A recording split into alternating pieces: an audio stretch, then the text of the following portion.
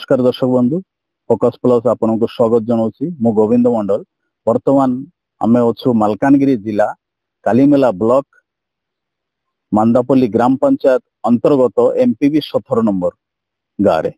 तो ये जड़े पनीपरिया चाष करने जड़े व्यक्ति अच्छा साधन साना आज्ञा जड़े पनीपरिया चाषी पाखरे सीधा सड़क जीवा तो केमिति कौन आप जो पनीपरिया चाष करुचंती आउ केते वर्ष धरिकी आपण चाष करुचंती? आम आज्ञा 30 बछर हला चाष करूसी बैगन से फूलकोबी से गंटी कोबी यही पालन शाग आमर आउ शाग ना साधन साना आम 30 वर्ष धरिकिना चाष करूसी समस्त पड़िया बैगन ओलकोबी फूलकोबी यही समस्त पालन शाग खसला शाग लाली शाग विभिन्न धरण शाग आम चाष करूसी लंका चाष सब समस्त कर चलुचे। आपण को सरकारी कौन सी सहायता मिलू जमी बिहन सार कि औषध कौन सी प्रकार सहायता आपन को मिलू सरकार तरफ? ना सेमती किसी हमको मिलू ना सेमती सार फार किसी बीज फीज किसी मिल ना आम किए बोले किसी का पाखे किसी मांगुनी आम एमती प्राइवेट दुकान किनुचे औषध पत्र जहाँ किसी लगी व्यवहार करमती चलू। सरकार आपन को बिहन सार औषध पाई किसी व्यवस्था करते ना आज्ञा सेमती किसी हमको मिलू ना आमर एठी तो आम चाष करुची सब जहाँ किसी पड़िया पत्र होची बाजार रे सेमती भलो रेट मिलू ना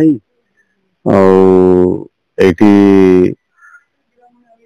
किसी व्यवस्था नाई मंडी नाई किसी नाई सेमती किनिवा लोक कम अच्छी बाजार शीतल भंडार आम सेमती नाई आमर टिके असुविधा होची एठी आम से भालू बांदर आसी खाऊची से आमर बाड़ फल दवा टिके असुविधा होची।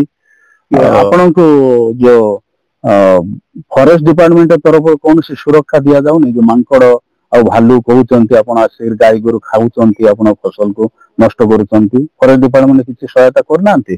नाई से तो जंगल काटिले असुविधा जंगल आम बल्ली फल्ली काटिले से फाइन करिवो एमती असुविधा अछि सब ए समस्त असुविधा अछि जदि आम बाड़ फड़ दवा पाई से जंगल से बल्ली फल्ली काटिबा बोले से माने हमको फाइन करूची एमती चलुची जाओ से बाजार से नेट फेट किनिकिना केमती हेले करूची चलुची सेमती थिले आम चाषी साधन साना एमपीबी 17 नंबर गाँव रे। तो आम शुणी तरफ कौ प्रकार जो जने चाषी विभिन्न प्रकार जो फसल जो साग तापरे आपनकर बैगन लंका लाउ कखारू ये प्रकार विभिन्न प्रकार जो सब्जी तरकारी जातीय जो फसल अमल करुचंती मात्र उचित दर मिलू ना ये बिक्री करने अभाव रही चाषी माने हंतसंत होउचंती आ व्यापारी माने जो माने किनिकिरी बाजार बिक्री करचंती से माने लाभवान होउचंती शीतल भंडार अभाव रही बिहन सार आउ औषध यांकु मिलू ना निज पैसा रे किनिवा को पड़ुची। साधन साना कहूतिले कि जेतिकी अमल होउची पखाबकी 20,000 30,000 टका खर्च कले 15 ରୁ 20,000 टका ही अमल होउची बड़ मुश्किल रे कहीं दिन राति खटिया परे बाजार जाइकरी सब बिक्री करने पड़ुची जो व्यापारी यांको पाखरे पहुंचु नाहांती ये अभियोग रही तत्सहित फॉरेस्ट डिपार्टमेंट बिल्कुल यांको कौन सहायता दौ नाहांती पाखरे पहाड़ रही से पहाड़ भालू मांकड़ एवं जो षंढ गाय ये सब आसिकी फसल नष्ट कर दउचंती खाई जाउचंती मात्र सरकार जो फॉरेस्ट डिपार्टमेंट किसी सहायता भी आंको करनांती। एमपीबी 17 नंबर गाँव में आउ जने चाषी अच्छंती आम सहित दिनेश मंडल आगे पनीपरिया चाष करचंती दीर्घ वर्ष धरिकी पनीपरिया चाष करचंती विभिन्न समय बाजार भी देखा मिलूची तो आसन तांको पचारि बुझिबा कौन कौन आपण पनीपरिबा चाष करछन्ते? आमर नाम दिनेश मदल एमपीपी 17 गाँव কিন্তু ମୁଁ ଚାଷ ସବୁଆଡେ କରୁଛି। ଲଙ୍କା ଅଛି, ବାଇଗଣ ଅଛି, ଲାଉ, କଖାରୁ, କଦଳୀ ସମସ୍ତ ଚାଷର ଭିତରେ ଯେତିକି ଯେତିକି ଅଛି ସବୁ ପନିପରିବାର ସବୁ ମୁଁ କରୁଛି। କିନ୍ତୁ ସେମିତି କଣ ନିଜେ କରୁଛେ କିନ୍ତୁ କିଛି ମିଳୁନି। सरकार तरफ आपण कि सहायता दिया जाଉଛି ଯେମିତି ବିହନ, ସାର ଏବଂ जो ଜଳସେଚନ ବ୍ୟବସ୍ଥା, ଔଷଧ ଏବଂ ତାର ବାଡ଼ ପାଇଁ କିଛି ସହାୟତା ଆପଣଙ୍କୁ ମିଳୁଛି? ନାଇଁ ସେମିତି କିଛି ମିଳି ନାହିଁ। ମୁଁ ନିଜେ କିଣିଛି ଦୋକାନରେ କିଣି ମୁଁ ନିଜେ କରୁଛି। ସରକାର কোনো ସହାୟତା ମିଳୁନାହିଁ। ଆର ନଈରେ ପାଖରେ ଯେ ନଦୀ ଅଛି ମୋର, ସେ ନଦୀରେ ପାଣି ମୁଁ 5 ଲିଟର ଟାଣିଛି। ସେମିତି କରୁଛି ଆମେ।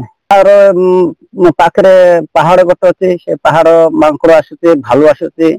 ସେ କଣ ଆପଣ ବୁଝିବେନି, ସେ ଶିଆଳ ସେ ବି ଆସିକରି ସେ ଏମିତି ନଷ୍ଟ କରୁଛି, ସେ କହିବା କଥା ନାହିଁ ସେଟା। ତ ये जो ଶିଆଳ ମାଙ୍କଡ ଭାଲୁ ଆସିକିରି ଆପଣ ଫସଲ ଖାଇ ଦଉଛି, ନଷ୍ଟ କରୁଛି, ଫରେଷ୍ଟ ଡିପାର୍ଟମେଣ୍ଟ କିଛି ଆପଣଙ୍କ ସହାୟତା କରୁଛନ୍ତି? ନାଇଁ ସେ କେବେ ବି ସହାୟତା କରୁନାହିଁ। ସେ ଆସିଲେ ଦେଖିଲେ ବା ସେମିତି ପଳେଇବେ, ଆଉ କିଛି ଦେଉନାହାନ୍ତି ମତେ। কোন সাহায্য ତା ପାଖରେ ମିଳେ ନାହିଁ। ସରକାରଙ୍କ ପାଖରେ କିଛି ଆପଣଙ୍କର କି ମାଲକାନଗିରି ଜିଲ୍ଲା ପ୍ରଶାସନ ପାଖରେ ଆପଣ କିଛି ଦାବି ରହିଛି କିଛି ସହାୟତା ପାଇଁ? ନାଇଁ ସେମିତି ଯଦି ସରକାର କିଛି ମତେ ଦେଖିବ ତେବେ ଭଲ ହବ। ମତେ ଟିକେ ଚାଷ ପାଇଁ ମୁଁ ସବୁଦିନ ରଖୁଛି ଏଠି। ସରକାର ଯଦି କିଛି ସହଯୋଗିତା କରିବ ବୋଲେ ମୁଁ ଟିକେ ଭଲ ହେଇଥାନ୍ତା।